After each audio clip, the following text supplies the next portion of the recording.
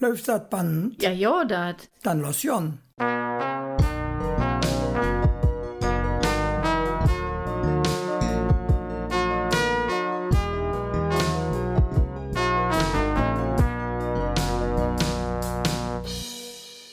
Dag Hermann. Dag Caroline. Dag lief Lückschot zu Hus und unterwegs. Schön, dass du da sit. Sit er gut aus der Ferie wieder da? Oder jedet jetzt Schloss? Mit dem Auto? Oft mit viel Lust ob Abenteuer mit der Deutschen Bahn? Bei uns hätte doch geflogen. Die Bahn war so ja pünktlich. Und keiner hätt uns jetzt gestohlen. Wahrhaftig. Es ist ja erst schlimm im Hauptbahnhof in Köln. Habe ich gelesen. Das soll der gefährlichste Bahnhof in Deutschland sein. 20 Mal am Tag jetzt gestohlen. Sie sagen so schön Eigentumsdelikte dafür. Und es gibt halt überall de Plaketsche, wo drauf steht, man soll vorsichtig sein und sich nicht anrempeln lassen. Das kann man doch ja nichts je machen, wenn man angerempelt wird. Nee, das stimmt. Aber wenn dich so ne kleine Mannes anstuppt, darfst du dich nicht ablenken lassen und musst wieder ob de Bagage aufpassen und vor allem ob den Handtisch. Ich kann es ja nicht begreifen, dat Mensch Fraulich der Riemen von der Handtasche nicht über der Date strecke. Ich mach dat luter und halten im Bahnhof der Tisch noch extra fast, auch wenn dat nicht grad elegant aussieht. Auch die Handys in der Butzentasche sieht man öfter. Die könnt ich so ja stellen und ich bin halt nicht der Flügste. So einfach geht man manchmal da dran. Wann es nicht also bedröfe. Kriminell kann man doch nur sagen, aber grad dat interessiert viel Menschen nicht aus Mitgefühl, aber weil es spannend ist. Sex and Crime soll Lücket Miets interessieren, die Romane lesen. Und so ne Podcast wie True Crime Köln, wie der Helmut Frankenberg mit, küt erg gut an. Also die ersten Kriminellen, die mir entfallen, sind die großen Politiker in Russland, in Amerika, Nordkorea, ohne so wieder. Wenn man eine Podcast über Kriminelle machen möchte, wo soll man da anfangen? Also für mich ja nur eine Lösung, wie man das zusammen überladen. Ne Kölsche Podcast und jetzt Kriminelles, das muss mit dem Dom zu tun haben. Das stimmt.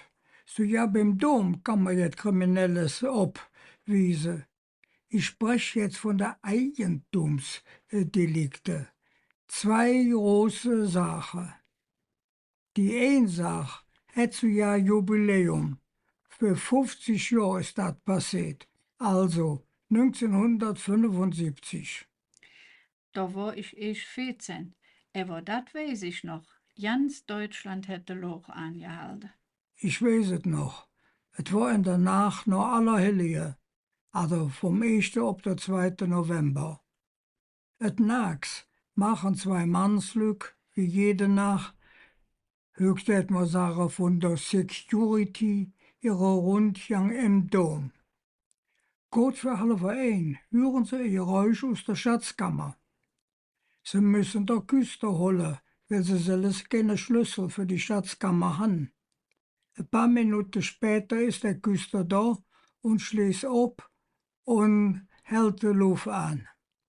Ein paar Vitrinen sind abgebrochen und ledig. Der Domschatz wurde gestohlen. Keiner von den Leuten, die das verbrochen haben, ist mitzusehen. 15 Kostpakete haben sie mitgenommen, aus Gold, die mit Edelsteinen besetzt waren. Vor allem Monstranzen und Schmuck. Der Wert wird über ein paar Millionen geschätzt. Wie konnten die dann überhaupt da rankommen? Das konnte man sich so auch keine Reihenbau machen. Es gibt doch Alarmanlagen. Aber die Gangster sind durch der Lüftungsschacht gekommen. Das Gitter für dem Schacht haben sie raffinet aufgenommen. Das Ding ist bloß 40 Zentimeter breit. Es muss also nicht schmal gewesen sein. Alles Boot in einen Rucksack gedaut und dann durch den Schacht hochgetrocken. Der Schmal hing er drin. 2 Geschwister haben die Kerls gesehen von der Bahnpolizei, haben der Bahnpolizei Bescheid gesagt, weil sie das komisch gefunden haben. Aber die Bahnpolizei war nicht zuständig.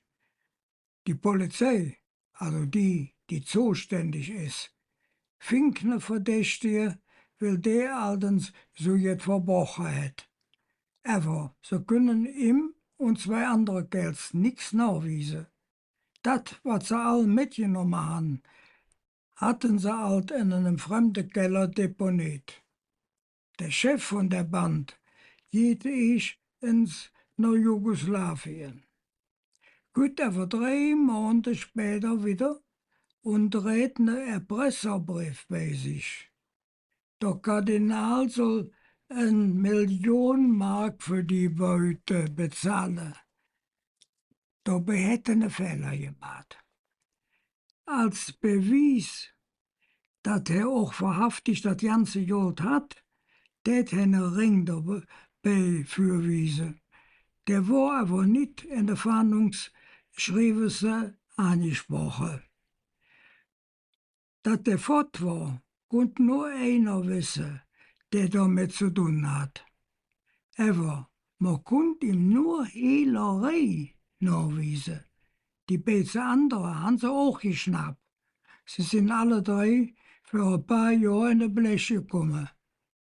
Aber ungefähr 10% von der Beute ist bis heute fort und nicht zu finden. Beim zweiten Mal, wo sie es aus dem Dom gestohlen haben sie die Beute, das war groß, kurz, wiederkriegen. Und das auf einem ganz ungewöhnlichen Weg. Das kann man so sagen. Man hätte das kurz wiederkriegen, weil der Dompropst Bernhard Henrichs eine gute Idee hat. Er hat Schäfers Nas, also der Heinrich Schäfer, der selbst im Rotlichtmilieu unterwegs war, darum gebeten, seine Kontakte zu nutzen und das kurz wieder an Land zu trecken. Und das hat gefloppt. Die Schäfers Nas hat zu Jahr später abgelehnt, die Belohnung von 3.000 Mark anzunehmen. Der Dom bekleut man nicht, ist ein Satz, der viel Eindruck gemacht hat. Aber ein Gebet vom Henrichs hätte jen akzeptiert. Man hat den Eindruck, heute haben sie da ja kein Skrupel mehr. Wie sagt man Skrupel auf Kölsch? Ruppel auf Kölsch ist zu schwer auszusprechen. Vielleicht hat man sich überhaupt nicht geniert, auf überhaupt nicht schammerdeit. Ja, das tun sie nicht. Sie schämen sich kein bisschen heutzutage. Sprechen wir doch jetzt von der Privatlück. Heutzutage kommen die Verbrecher so ja zu dir nach Hus, kostümiert wie ne Polizist auf ne DHL-Mann. Da messe die Ports ab und dann ist es passiert. Dann ist es auch nix, wenn du so eine Kamera hast und für den Obmacher nachschauen das, wer da steht. Da siehst du der DHL-Mann in der typischen Kleidage, auch bei der gefakten, imitierten Polizei. Man kriegt dann gesagt, man soll sich der Ausweis zeigen lassen. Aber die haben bestimmt auch eine schöne Ausweis gebastelt. Ich kann nicht sehen, ob das, was sie mir erzählen, auch echt ist. Meestendeels sind es ja all Lück, die op die Art und Weise de Bedreher in de Heng fallen. Dann verzählt so ne Polizist, man möte Lück beschützen und sie möten alles Bargeld und der ganze Schmuck, der im Haus ist, abgeben, damit er nicht von Diebesbande gestohlen wird. Ich bin allerdings froh, dass mein Name, der nicht nach einem Jugendlichen klingt, nicht mehr im Telefonbuch, das heißt auch nicht im Internet zu finden ist, in Kombination mit der Straße, wo ich wohne. Es ist komisch, dass de Lück dat all gelaufen, auch beim Enkeltrick. dass sie extra noch der Sparkasse und de Nüssele abholen, weil ne angebliche Enkel am Telefon die wegen im Notfall dringend brauchen det. Oft werden sie ja bei der Bank dann misstrauisch und können noch jet machen. Das ist noch fieser bei dem ganzen Kram, der online auf Handy bei eine güt. Handy? Jo, das han ich doch auch alt gehabt. Mein angeblich Enkelmädchen hat mir per SMS eine Handynummer geschickt, ich sollte dringend anrufen. Ich erinnere mich. Lief Bot Klarflügscher, et Caroline het nämlich ja kein Enkelscher. So viel Glück fallen auch ob dat Phishing erin. So jet ja wird in der Ziege von Schäfers Nas natürlich noch nicht. Phishing? Das ist doch, wenn man sich so ne Ring durch den Nas strecke liet, of nicht? Ja, dat. Und da kriegst du dann noch Geld für. War denn ne Quatsch. Dat heißt Piercing. Der Jubment hat Pissing dafür gesagt. Aber hier geht es Phishing. Das heißt, dass man sich persönliche Daten wie Passwort auf Kreditkartennummer, auf PIN-Nummer mit gefälschten Mails an Land trägt. Wie kütt man aus, ob so ein Mail gefaked ist? War das schön Kölsch, ne? Also sie schrieben dann nicht Leben Herr Hertling, also die Anrede fehlt. Dann ist auch der Absenderadress irgendwie nicht richtig. Und sie schrieben, dass man ganz dringend jetzt machen muss. Und sie tun dir treue, dass Dinge ganze Zahlungsverkehr abhören deit, wann du dat, was sie wollen, nicht direkt schicken deis. Wenn ich so jetzt kriege, weißt du wat, dann fahr ich dich. Das ist auch gut, wenn man in so einem Fall eine Frösch, der vielleicht in dem Fall ausnahmsweise ein bisschen mehr Ahnung hat wie man selbst. Jetzt haben wir so viel fiese Kram verzahlt, da schlagen ich für, dass wir jetzt ganz gut 3 Wörter aus dem Zusammenhang noch uns extra verklören und da noch eine Verzell anhänge, der genau der Titel hat, der Enkeltrick. Der ist dann nicht mehr so bedröv. Einverstanden, der dritte, jetzt wird kalkuliert. Ob Kölsch seht man Klöhe und nicht Klaue. Man kann auch Stelle sagen und ich han je Stolle. Wer klütte Kleue deit fringse, dat haben wir aldens verklärt. Und wer nur Pingels Krummklöhe deit, wie jetzt Süßes bei der Mama aus der Schublad, der deit Mopse. Wer Klöhe deed, heesch auch ne Klöe Manes. Leef Lügscher, seid vorsichtig. So Klöe Manes se jedet verhaftig und nicht nur in der Zeitung, auf in der Öjelskes oder im Internet. Manchmal han sie so ja ein Teppichmetz dabei und schnicken der Rucksack ob. Am Eng von unserem Podklavhück, also der Verzell. Der Enkeltrick vom Caroline Schreffe. Dach, liebe Jung, wie kann man bloß so bekloppt sein? Wurde Rosa Dammschenge, wie ihre erwachsene Enkel gerade Dürerin kam. So viel Dummheit möcht bestraft werden. Oma Öschel, krieg dich wieder in, sagt der Mädels. Was han ich dann angestellt? Fragte er. Da wilde Jos ihr Computermus loslädt und sich noch im Umdrehen tät. Du nicht, Mädels, die Frau hier in den Nachrichten, sagt sie und zeigten ob der Bildschirm für ihr. Dat eine op so ihr drin fällt, 10.000 Euro han sie ja aufgenommen. Mit'm Enkeltrick. Die muss doch mein Bümmelbauer sein.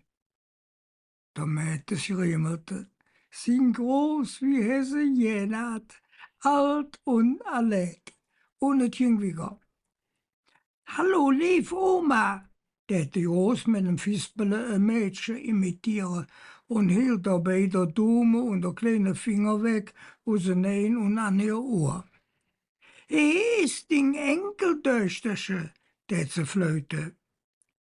Oma, ich brauche unbedingt jetzt Geld. Ich hatte die Gelegenheit, günstig an ein Auto zu kommen. aber ich möchte all das Geld zusammenkriegen. Du darfst mich doch unterstützen, ne? Hast aber keinem jetzt erzählen. Wenn der Pap und der Mam das hier wahr werden, ist es so Winterboot. Der Mädels war vom Theaterspiel von seiner Groß begeistert.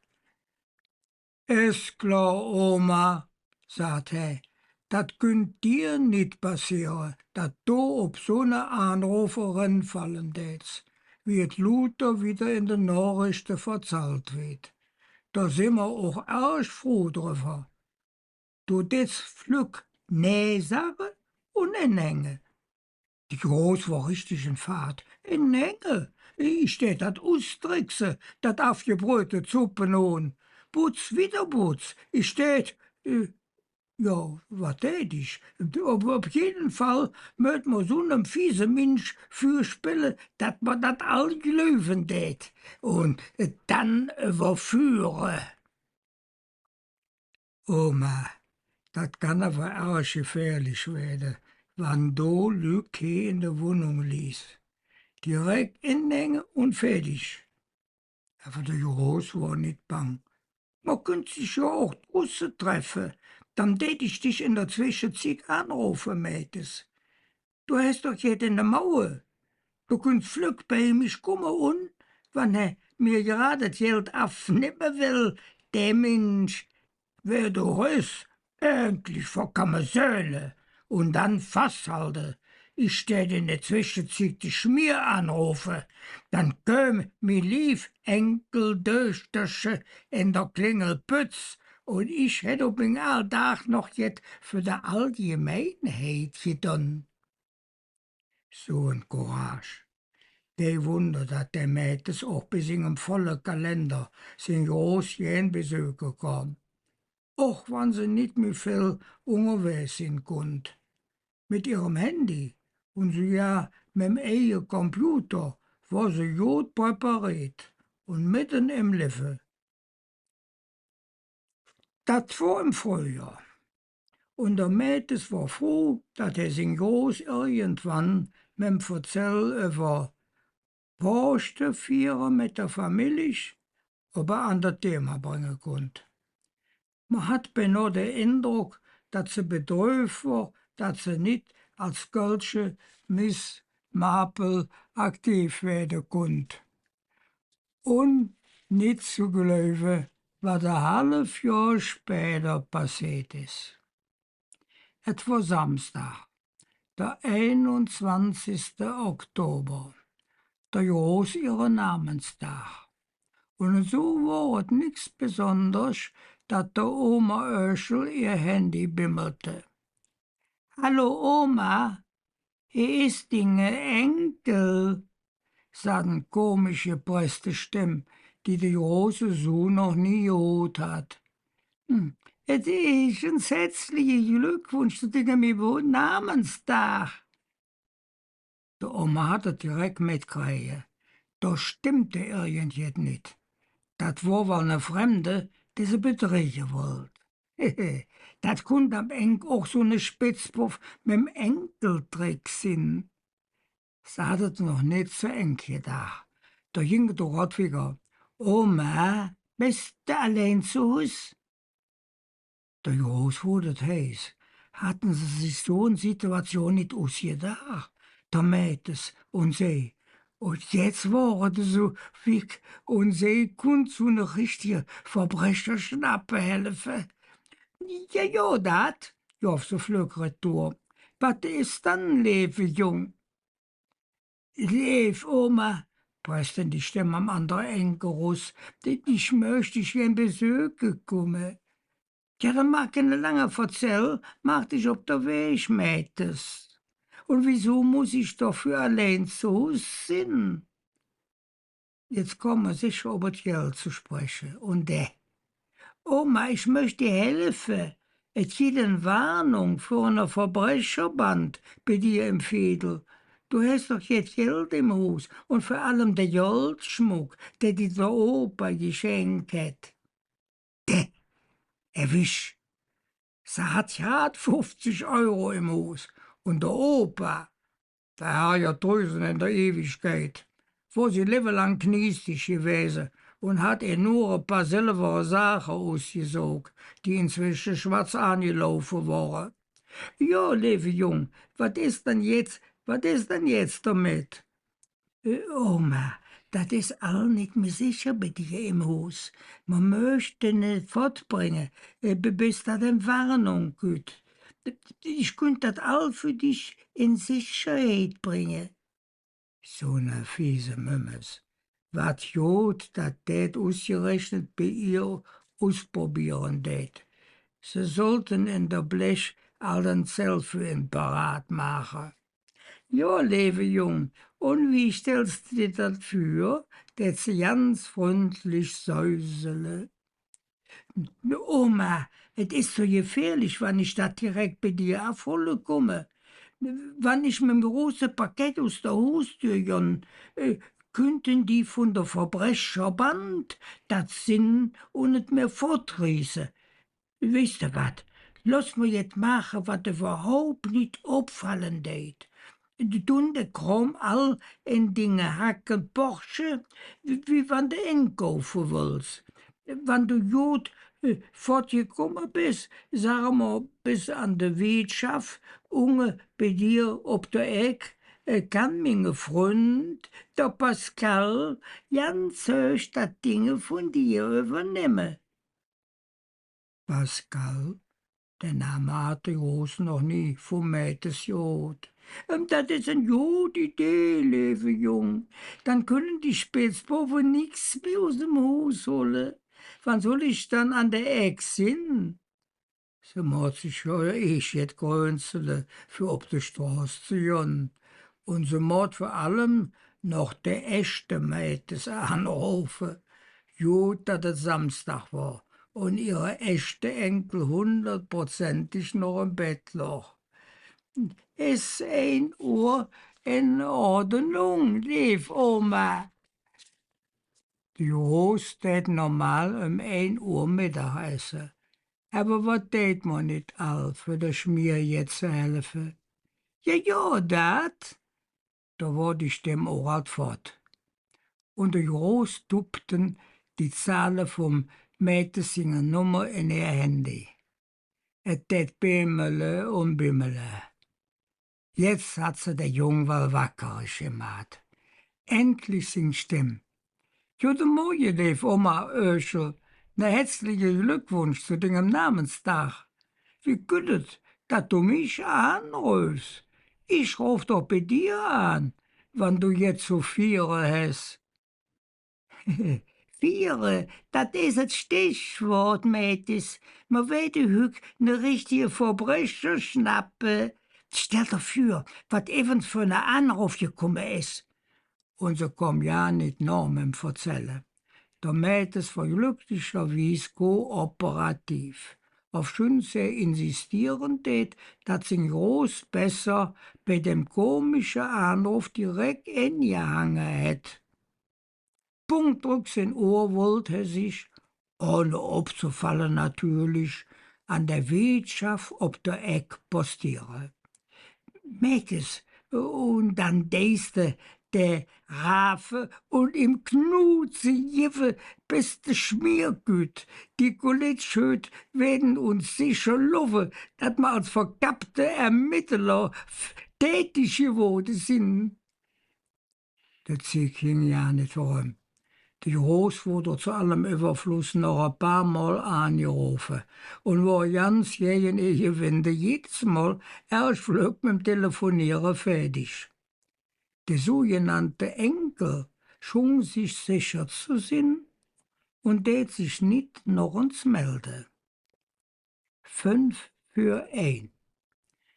Der Hausfrauenkaross war unge, der große Handy angeschwengelt, in der Jacketasche von ihrem Herbstwölbchen, et hölsche Stadt fing ob der Oma ihrem Dätz, et Gundlosschen. Sie zockelte ganz unauffällig die Straße rauf. Ein bisschen Hetzklopfe hat sie dir doch. Hätt sie nicht doch besser für, hätte ich mir angerufen. Jetzt war zu spät. Sie stund op der Eck. Komisch, vom Mätes nix zu sinn. In der Wirtschaft voll ich. Dat war allerdings gut. Vielleicht motten sie ja doch von binnen Hüllepolle. Op einmal ginget all ganz flück. Pump baf, riss einer von hinge die Hakenporsche fort und lief damit die paar Schritten nach der Wirtschaft. Mädels, lieve jong, Mädels, wat meeste da? De Wirtschaftstür ging op und da stunden sie all. Et Netsche, de Mädels sing Freundin, de Mädels singe Pap, also de Oma ihre Sohn, de Mädels sing Mam, de Jos ihrer Bruder, 3 Freundinnen aus der Jos ihrer Putzig und 2 Lüg aus der Nachbarschaft. Und sie täten all mit Mädels singen, viel Glück und viel Sehe. Ja, eine Frau von der Zeitung hat der Mädels eingeladen. Der Fotograf hat sie direkt mitgebracht. Dat gab ne lustige Verzell aus Köln in der Zeitung. Sie waren all erst stolz auf die engagierte, couragierte Jos und ganz stehkum et meiste de Jos selber. Auch wenn sie ein bisschen enttäuscht war, dass es diesmal ja keine echte Spitzbuff gab. Und so peu à peu tät sie beriefen, dass sie selbst auch ob einen Enkeltrick reingefallen war. Nur ob eine lustige und erst Leben. Ja, lief Lügscher, so sagen wir, Tschüss und halt euch Salze.